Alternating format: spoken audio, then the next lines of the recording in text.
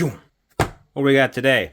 35XX SP. Now, despite the fact that I already have one of these and I'm very well pleased with it, it is very tempting for me to keep this for myself because it is, wait, get out of there, the transparent blue. I really like the look of this. I like all these transparent ones, but the transparent blue, this and the 556, the transparent blue, I don't know, something about it I really like. But it is going to be difficult for me, but I am going to announce that I'm going to give this away in yet another one of our giveaways. This, again, was graciously provided to us by Go Game Geek. Thanks, Go Game Geek. By the way, Go Game Geek at the moment, right now, has the best price on the RG Cube. And there are some reports, and I can't 100% verify it, but there are some reports from Go Game Geek that none of their cubes are from the batch with the light bleed. I haven't seen people actually get stuff from Go Game Geek to 100% confirm it, but they are usually pretty reliable. So take that for what it's worth. So if you are looking for a cube and you're worried about light bleed, you can always go with the Go Game Geek link we're going to have in the description for this.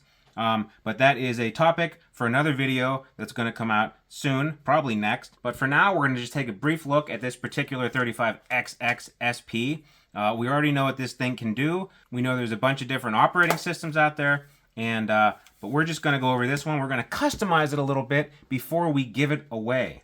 I can leave this as stock, or if the winner prefers, I can put their selection of custom firmware on here. Just let me know. But I'll get an extra 64 gigabyte card or something from Micro Center and put whatever custom firmware on here that you want. So how do you win this particular handheld that I'm holding in my hands? It's handheld right now. How do you win it? I will tell you during the video. Now, last time I explained the rules in the first 10 seconds and people watched for 10 seconds and they commented and then they left. So it really screwed up our analytics on YouTube. So I'm going to randomly tuck this in, maybe in the next 2 minutes, maybe in the middle of the video, maybe at the end of the video. So just keep watching to find out, but I will give this away. So as I mentioned before, this beautiful transparent blue 35XX SP, it performs exactly the same as the other ones. I just really like this transparent shell. Anbernic has done this with their last couple releases, and I really like it. I am looking forward to maybe a soft relaunch of this with maybe 4 different colorways. Maybe we'll get some Game Boy Advance specific colorways, but I do like the transparent ones. Maybe, heck, let's get a proper jungle green. Not like that jungle green that the RP2S came with that wasn't really the right color. In addition to being beautiful as a transparent handheld, this particular model, since it's transparent, you can slide a decal or a sticker or what have you under this lid, which is what we're going to do here. We're going to customize this so the winner will have a custom retro handhelds 35XX Plus, which is, I don't know, maybe you take it apart. Maybe you can watch the video, reverse engineer what I do, and take the sticker out if you don't like it. But tough, you're getting it with the sticker. Now, if you do happen to have a regular 35XX SP, there's nothing stopping you from just putting a regular sticker on top of it and calling it a day. But the transparent ones, you can put this in here, maybe 10 days from now you say, I don't like this retro handhelds. I want to put Pow Kitty in there as a hilarious joke. Well, you don't have to get the Goo Gone and peel this off. You can just open it back up and slip it in that little gap. There's also nothing stopping you from going to someone like Sakura Retro Modding and getting a complete conversion kit, which there's one already on the market. It'll turn this into Super Nintendo SP. It has a full sticker set for the top, sticker set for inside, and new colored buttons. And those are always cool. Sakura does a really good job, but I think this might be a little easier just sliding in decals. Now, originally I thought this was going to be really easy. They gave the impression that there would be like a little clicker. You could slip something in and pop it back down, or maybe just one screw or 2 little poppers on the side and take this back part off. It's not that cut and dry. You are going to need a screwdriver and maybe a little plastic prier to get this off, but it's not super complicated. If an idiot like me can do it, and hopefully we don't break the actual handheld, then anyone can do it. So what sticker are we going to use? Now I have this decal that's left over from when I made my bar top arcade video. Go ahead and watch that. It's criminally underviewed at this point. I also have this Zoo Reviews where I can cut this and have it say Zoo Reviews, which would be pretty cool. I might actually cut that and make my gray one the Zoo Reviews model. But today I think we're going to go with this classic blue and gold old style retro handheld sticker. I got this when I bought something from Stubbs before I even did YouTube videos. I was just some guy on the Discord. So we're going to try to slot this in here. Might have to cut it down a little bit so it'll fit, but otherwise it is a really, really good size for the top of this unit. Without further ado, I'm going to open this up. Get my surgical kit out here. A 2.5 hex screw, which I've never come across a Allen wrench that small, but it is really good for taking these little rubber guys out. And you want to be gentle. You can always, take your time and do this over the course of 15-20 minutes if you're not in a hurry. But if you do go super fast and you scratch the screen and it's ruined forever. So always take your time when you're doing stuff like this. Maybe even reorient it so you get a better angle. It's always a little nerve-wracking doing this on camera because, I don't know, what if I screw it up and then everyone sees it? Like if you're doing this by yourself, there's a little bit less pressure, but oh well. We'll just keep patiently picking away at this and we get them all out. And no, that goes in there backwards. Now we got them all out. We're going to switch to a tiny Phillips head screwdriver and we're just going to take these screws out. This one's not tiny enough. What do we need? That was a 1. Let's try a 0. Yep, that'll work. You know what? Let's be organized. We're going to put our screws in a special spot and these guys in a special spot so we don't lose them. How do you like that? Look at me. Not so much when you're taking the screws out, but especially when you're putting the screws back in. You want to be real careful because these are metal and this is plastic. And for the most part, metal tends to be a little bit harder than plastic. So it's always easier to over tighten these than you might think. And you can either crack the plastic or strip the screws, or you could over tighten it, cause light bleed, and you got a whole new set of problems. So we're gonna carefully separate these. You can get a little spudger if you need, with just a little plastic pry bar. You can use whatever tools you have at hand, but you're gonna wanna make sure you very, very carefully take this off. And you also wanna make sure you do indeed have all the screws off. Sometimes they hide them, not in this one, but original Nintendo stuff like the 3DS, there's always a screw hidden behind something and you think you're done and you're not. There's a secret screw. On the side here, there's a little, you can see because it's translucent, there's a little tab that's holding this in even though the screws are out.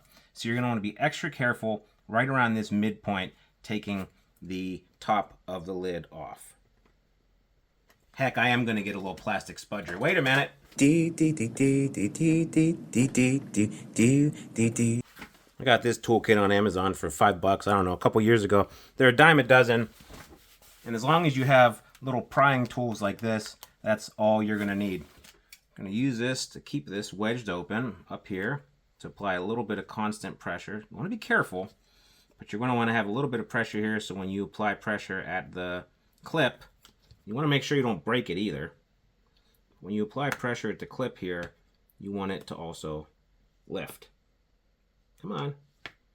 There we go. So same thing over here.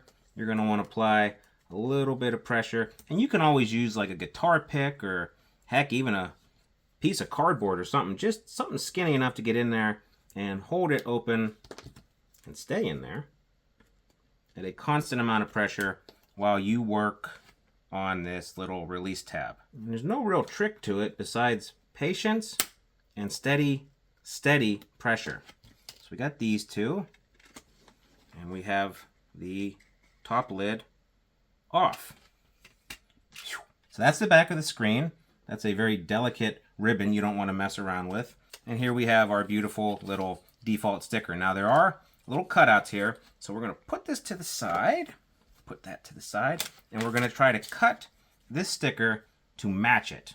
And it's a really, really good fit, but we are going to have to trim a little bit off on the top and bottom. So I'm going to go do that now with an X-Acto knife. Now you don't need to get super precise and use a special cutting board or anything if you don't want to, but I have this little craft board and I have a box cutter, so let's get precise.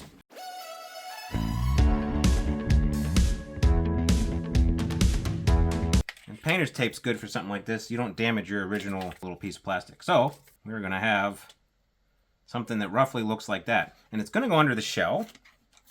And it's going to look like... get in there.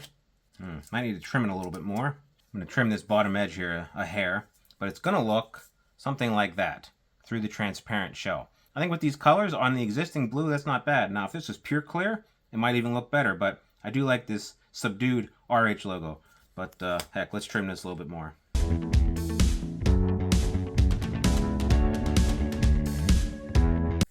Okay, there we go. That's a pretty good fit. Put this guy back on top of it. And we are ready to reassemble. When you put this back on, you're going to want to be careful of this ribbon cable here because it is up against a little peg. So guide that on there. Okay. Nothing seems like it's pinched. And just kind of snap everything back down. Open this up. Compress anything where these clips on the side maybe didn't catch. Okay, I got both clips. Don't want to count my eggs before they're hatched, but I think we did this without breaking it. It is maybe a little bit more difficult than it needs to be because you did have to go through these plastic tabs and take all the screws out, but doable. If I can do it, you can do it. Before I put these screws back in, I should announce how the contest is going to work.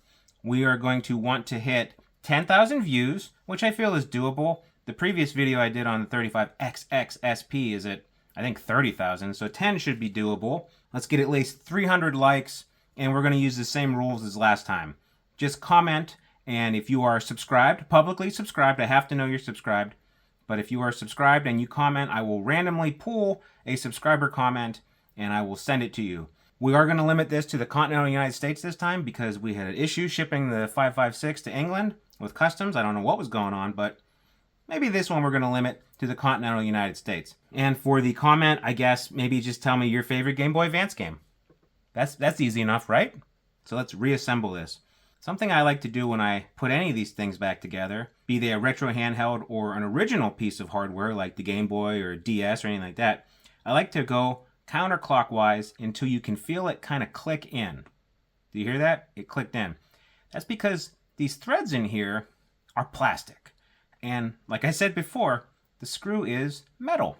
So in addition to over tightening or stripping it, you can also start screwing it down and you're not in the threads. And in that case, you completely obliterate the plastic and the lid or body or whatever you're working on, it's probably never gonna sit right again. So just go backwards. You hear that click? And work yourself in.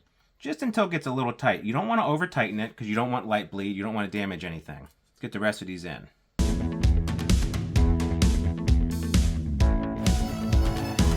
Put our little rubber screw covers back in there.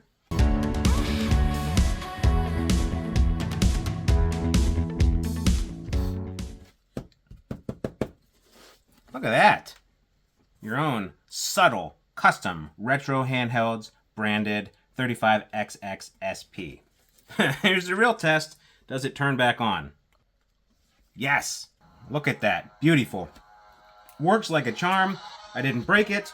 And now we have this handheld ready to go back into the case and be shipped off to our winner. How do you like that? Do you like apples? How do you like them apples? If you like this video, if you like this kind of DIY, crafty, real light level modding videos, remember to like and subscribe. And remember to follow the instructions I gave you somewhere in the video if you want to win this.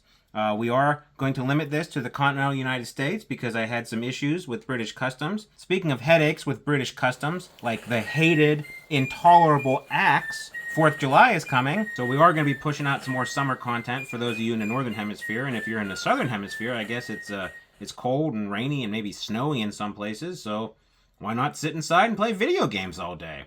Seems like a good idea to me. So remember to like and subscribe and share, and we want to hit all those metrics we talked about to get the giveaway going and all that jazz, and we will see you on the next one. Goodbye!